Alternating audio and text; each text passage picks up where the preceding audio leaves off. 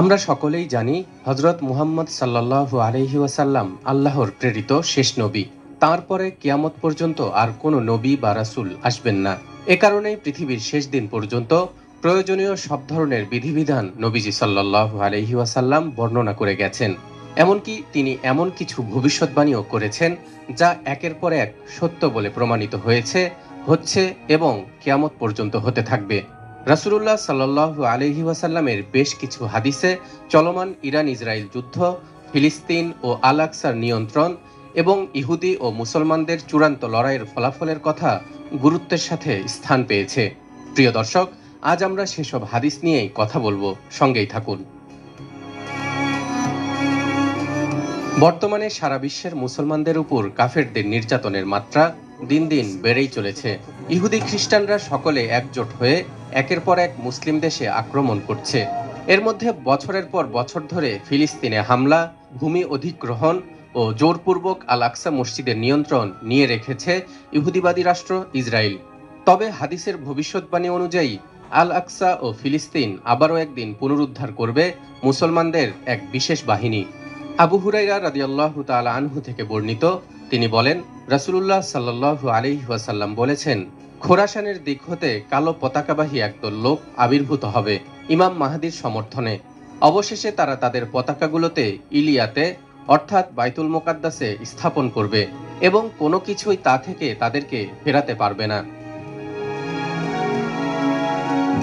এই হাদিস থেকে স্পষ্ট বোঝা যায় সে সময় আল আকসা মসজিদ মুসলমানদের দখলে থাকবে না, বরং অন্য কোনো গোষ্ঠীর হাতে থাকবে এর নিয়ন্ত্রণ।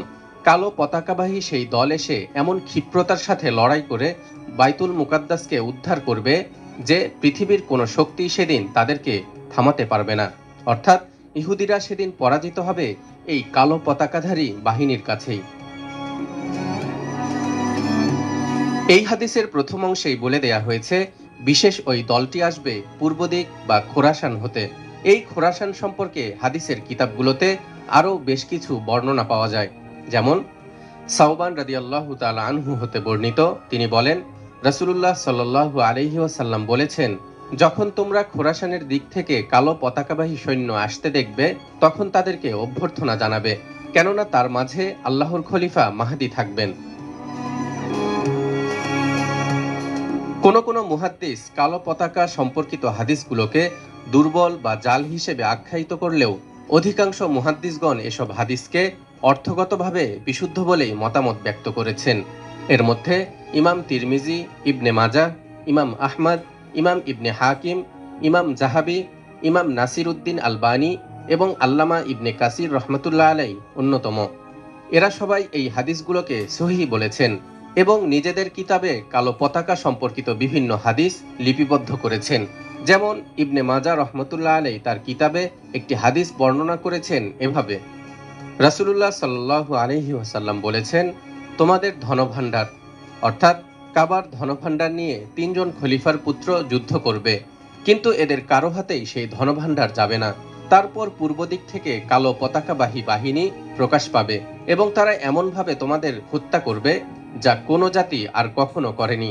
এরপর আল্লাহর নবী এমন কিছু বললেন যা আমি স্মরণ করতে পারি না। অতঃপর তিনি বললেন, তোমরা যদি তাকে দেখো তাহলে তার কাছে গিয়ে তার হাতে বায়াত গ্রহণ করো, যদিও তোমাকে বরফের উপর হামাগুড়ি দিয়ে যেতে হয়, কারণ সে আল্লাহর খলিফা মাহদী। হাদিসে বর্ণিত সেই খোরাসান বলতে আসলে পৃথিবীর কোন অঞ্চলকে বোঝানো হয়েছে? দর্শক, খোরাসান হলো মধ্য এশিয়ার একটি ঐতিহাসিক অঞ্চল।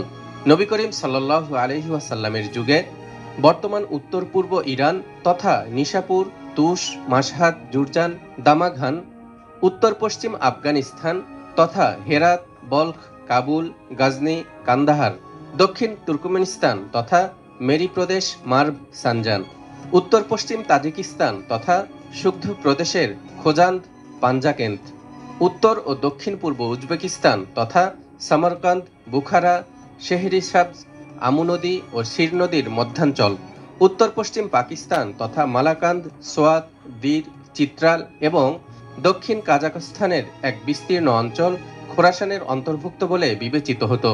তবে বর্তমানে খোরাসান অঞ্চল ইরানের 3টি আলাদা প্রদেশে বিভক্ত। খোরাসানে রেজাভি, খোরাসানে জনুবি, খোরাসানে সোমালি।